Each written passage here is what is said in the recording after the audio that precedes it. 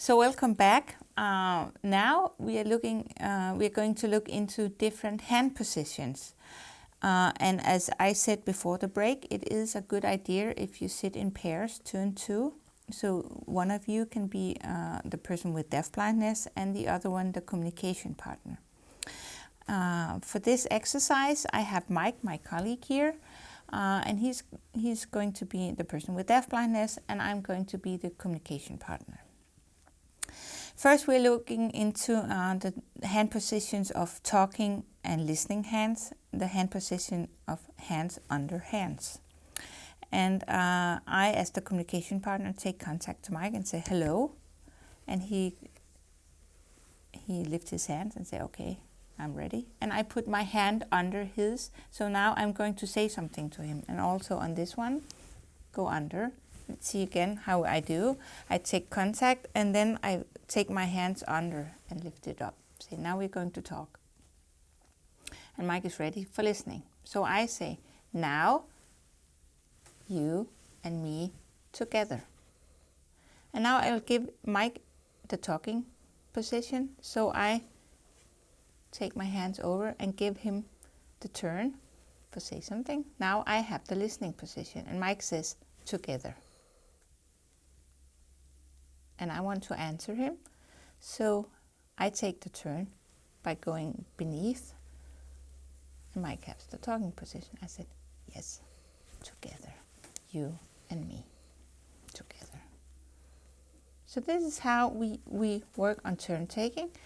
I can give and take the turn. And Mike can also take the turn by putting his hands under mine if he wants to say something. Like this. So this is how it goes.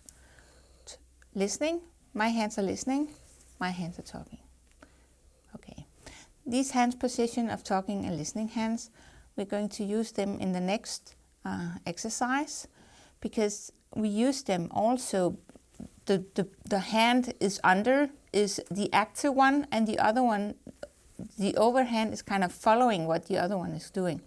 So the hand under is the active hand, the exploring hand, the talking hand, and the hands over are the listening hands, the following hands, those who are interested in what is going on. So that's how we're going to use it in the next exercise, talking and listening. Now we're looking to the different hand position that involves the person with deafblindness in an activity, for instance.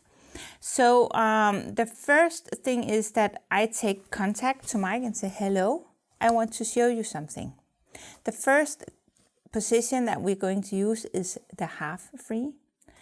And so I say to Mike, hello, I want to show you something. And he lifts his hands, so he's ready.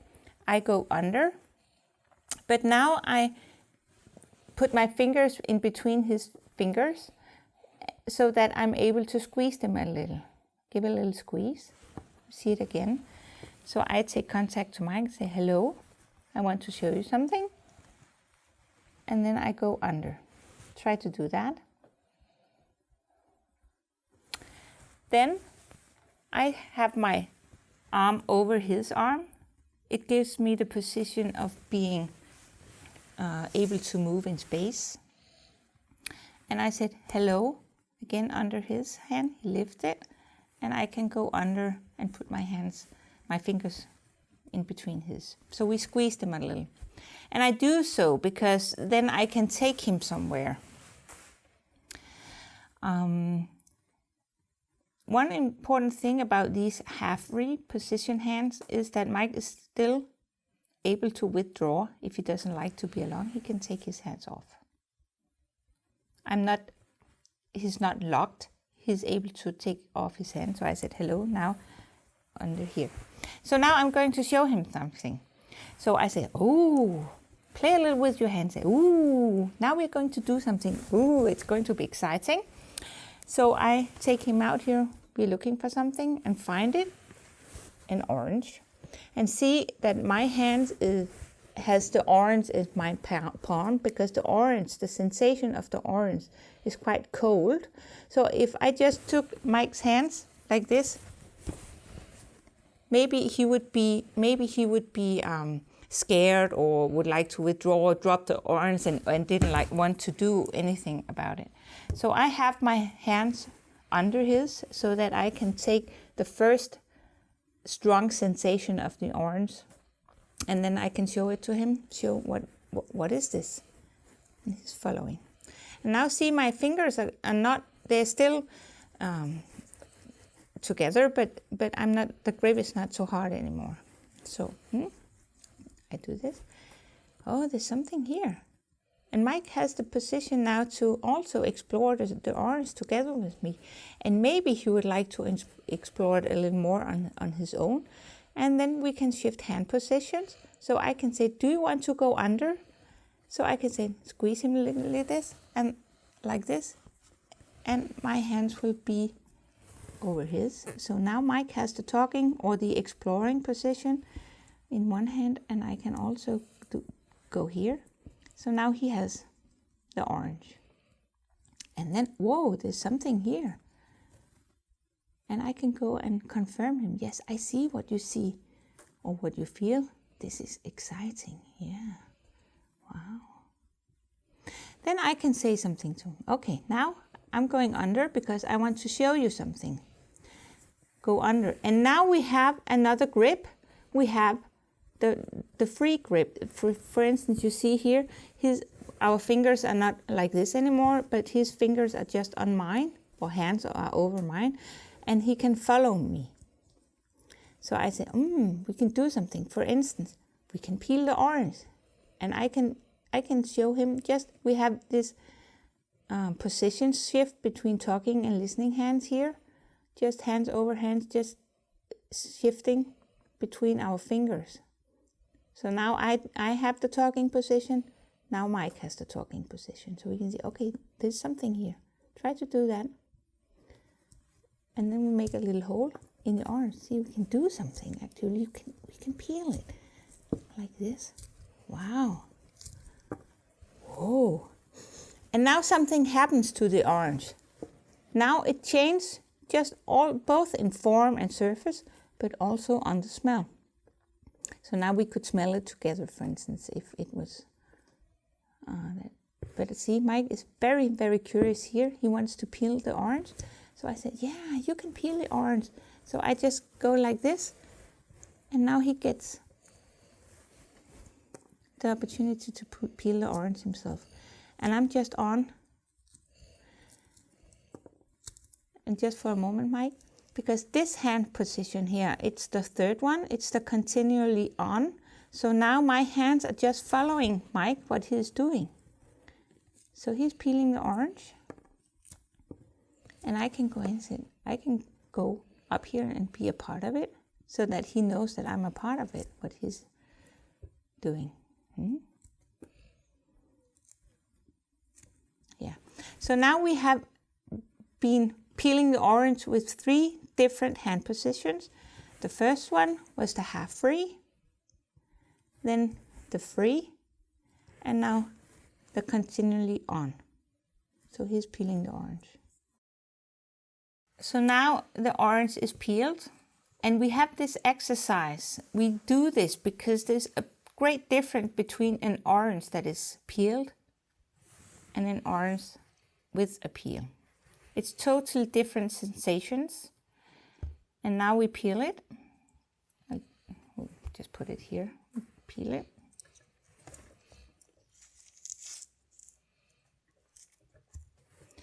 And then when we're going to eat it, I, as the buffer, eat it first. So I could say, maybe we should eat it, and then afterwards it's Mike's turn. Now you're not able to see my face, but be sure that you take it back home as the communication partner when it's something new. If Mike knew oranges already, then I could just offer it to him. But because now we play that he doesn't know an orange, then I show him what to do with it first, that we can eat it before he takes the opportunity. In that manner, we show all the time that it's safe and it's okay. So the last hand position that we're going to look into is the controlling hands. And it's called so because I, as the communication partner, is controlling Mike's hands. So now he's going to open a bottle of water, and he doesn't really know how to do that.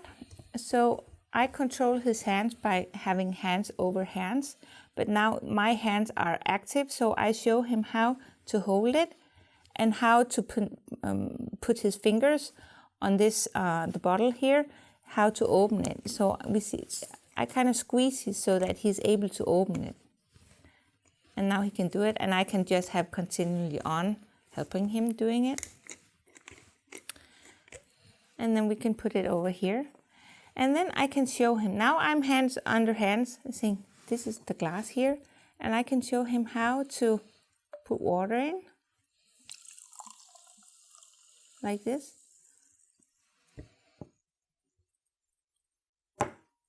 Okay, I'll just put this aside, because the controlling hands can also use when we want to form a sign for Mike. For instance, if he doesn't know the sign for water, this is the Danish sign for water. It's here like this. I can show him. Show him. So it's like this, and then make his fingers move like this.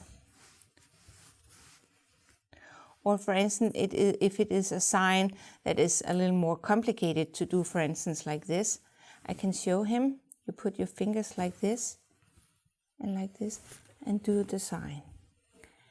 It's a way to control Michael's hands, but still he's able to withdraw if he doesn't like to participate. Now, the last thing we want to show you is how to use all the different hand positions together. So we have the controlling hands, where I control Mike's hands and show him how to do stuff. We are going to use the free hands. We are going to use the semi-free hands, and we are going to use the continually on. The first I want to show you is that I take contact to Mike, say, hello, I want to show you something, and have the half free, picking up the candy bar. So here we have the candy bar, and we can say, what is this? Here I'm showing Mike something, and then he is curious, and I put my over continually on. So now, and I do that here like this. And then I want to show Mike that we can open it. So I go under again, and now we have the free hands. And I show here, we can open here. Like this. And then Mike wants to do it. So he wants to do it, and I want to show him how he can do it. So I kind of help him by squeezing his hands, opening the candy bar and taking out the candy. So that's the controlling hands. And then we can talk about it. And I want to give him the sign for the chocolate. And in Danish, it's 2 fingers to the mouth, so it's a little difficult, but I can then show him 2 fingers and then put it to his mouth like this, the controlling hands. All the time, Mike has the possibility to withdraw if he doesn't like to be a part of it. He could also, as we said in the beginning, just have his hands under my arms, and I can do everything. And then eventually, if he was curious enough, he could take his hands out and try to be a part of it. We can break it.